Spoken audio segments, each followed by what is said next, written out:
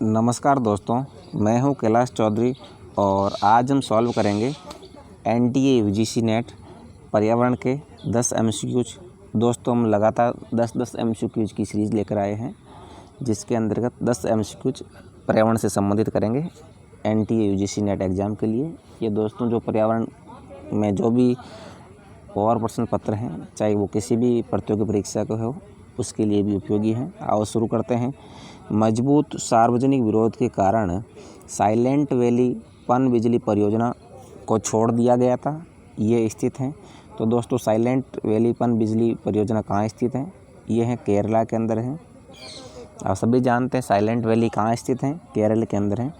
अब देखते हैं, सेव साइलेंट वैली एक सामाजिक आंदोलन था जिसका उद्देश्य भारत के केरल के पलक्कड़ जिला, तो दोस्तों केरला के अंदर पलक्कड़ डिस्ट्रिक्ट है, वहाँ एक सदाबहार उष्णकटिबंधीय वन साइलेंट वैली का संरक्षण करना था। ये 1973 ईस्वी में एक एनजीओ द्वारा शुरू किया गया था और जिसका नेतृत्व स्कूल के शिक्षकों और केरल शस्त्र साहित्य परिषद ने किया था, ताकि एक वन बिजली परियोजना द्वारा बाढ़ से साइलेंट वैली को बचाया जा सके। अगला सवाल है दोस्तों, अप्रैल 1973 ईस्वी में प्रोजेक्ट टाइगर के पहले निदेशक कौन थे? अप्रैल 1973 ईस्वी में जो हमारा प्रोजेक्ट टाइगर शुरू हुआ था, उसके पहले निदेशक कैलाश जी सांकला थे। ये आपको ध्यान रखना है दोस्तों। इंदिरा गांधी उस समय प्रधानमंत्री थी, ये भी आपको ध्यान रखना, इंदिरा गांधी के कार्यकाल में। उसके बाद में अगला सवाल है, निम्नलिखित में से कौन सही ढंग से मेल नहीं खाता है? दोस्तों 4 दिए हुए हैं, उनमें से 3 मेल खाता है, 1 नहीं खाता है। विश्व पर्यावरण दिवस 5 जून को मनाया जाता है, सभी को पता है। और विश्व ओजोन दिवस 16 सितंबर को मनाते हैं हम लोग। पृथ्वी दिवस 22 अप्रैल को मनाते हैं, लेकिन विश्व तपेदिक दिवस दोस्तों हम 24 सितंबर को नहीं मनाते हैं, 24 मार्च को मनाते हैं दोस्तों। विश्व तपेदिक दिवस कब मनाते हैं? 24 मार्च को। अगला सवाल है, ये प्रोटोकॉल दिया हुआ है, इनका उद्देश्य दोस्तों जो क्योटो प्रोटोकॉल हैं, जो जापान में क्योटो है वहाँ है, ये ग्रीन हाउस गैसों से संबंधित है। क्योटो प्रोटोकॉल 2003 के अंदर। मॉन्ट्रियल प्रोटोकॉल 1987 में। ओजोन परत रिक्तीकरण के लिए 1987 ईस्वी में आया था Montreal protocol. Kyoto protocol green house gas से संबंधित। और नागोया प्रोटोकॉल दोस्तों, नागोया भी जापान में है, पहुंच और लाभ बंटवारे पर प्रोटोकॉल है नागोया प्रोटोकॉल। और कार्टाजेना प्रोटोकॉल है जैव सुरक्षा पर। कार्टाजेना प्रोटोकॉल किससे संबंधित है? जैव सुरक्षा पर। और नागोया पहुंच और लाभ बंटवारे पर। तो सही होगा दोस्तों 2, 1, 4, 3, 2, 1, 4 बी सही है। अब इसको देखते हैं दोस्तों, सॉल्यूशन देखते हैं इसका। तो दोस्तों कब क्या हुआ है ये भी देख लेते। क्योटो प्रोटोकॉल है 2005 के अंदर, ठीक है, मैंने 2003 बताया, गलत बताया। और मॉन्ट्रियल 1987 है। नागोया बिल्कुल लेटेस्ट है दोस्तों, नागोया 2014 के अंदर है। और कार्टाजेना है 2003 में। तो आपको ध्यान रखना है, कार्टाजेना 2003, क्योटो 5 और नागोया 14 और मॉन्ट्रियल 1987।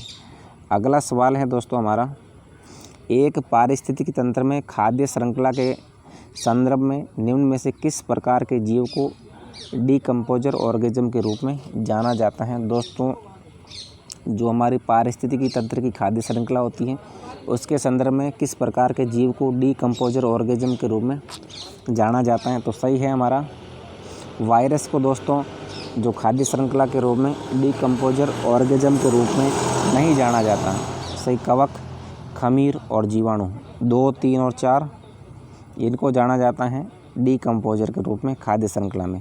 नेक्स्ट सवाल है, थिंक ग्लोबली और एक्ट लोकली का मतलब क्या है?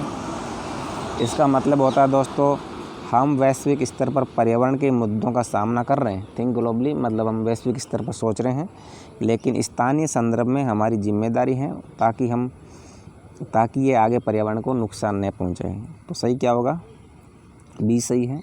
थिंक ग्लोबली एक्ट लोकली मतलब हम वैश्विक स्तर पर पर्यावरण के मुद्दों का सामना कर रहे हैं, लेकिन स्थानीय संदर्भ में हमारी जिम्मेदारी है ताकि ये आगे पर्यावरण को नुकसान न पहुँचाए। अगला सवाल है, संयुक्त राष्ट्र द्वारा प्रकाशित रिपोर्ट के अनुसार किस वर्ष विश्व की जनसंख्या वृद्धि 0 होने की उम्मीदें? तो दोस्तों संयुक्त राष्ट्र की रिपोर्ट है, उसके अनुसार 2100 ईस्वी तक विश्व में बढ़ती दर बिल्कुल रुक जाएगी, ऐसा संयुक्त राष्ट्र संघ का मानना है। उसके बाद दोस्तों ये अभिकथन और कारण दिया हुआ है।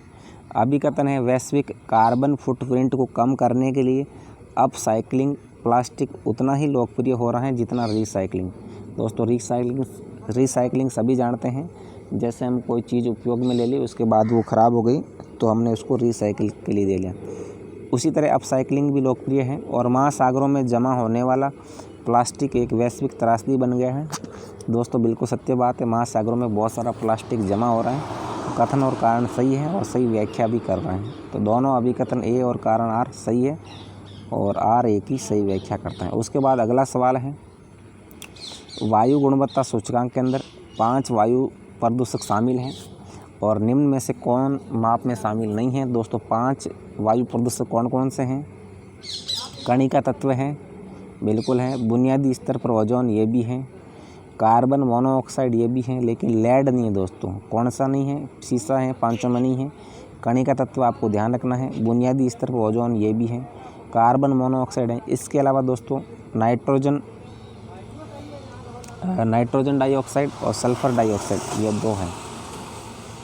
सल्फ़र डाइऑक्साइड, नाइट्रोजन डाइऑक्साइड और 3 ये, 5 ये है, लेड नहीं है। अंतिम सवाल है दोस्तों अब हमारा, निम्न में से कौन सा वन्य जीव संरक्षण के लिए दिया जाने वाला एक पुरस्कार है? तो दोस्तों वन्य जीव संरक्षण के लिए कौन सा पुरस्कार दिया जाता है? अमृता देवी बिश्नोई पुरस्कार। जो अमृता देवी बिश्नोई संप्रदाय से संबंधित थी जोधपुर जिले में। तो दोस्तों वन्य जीव संरक्षण के लिए अमृता देवी पुरस्कार दिया जाता है। तो दोस्तों इसी के साथ ही हमारे 10 MCQ पूरे होते हैं। आज के लिए बस इतना ही। जय हिंद, जय भारत।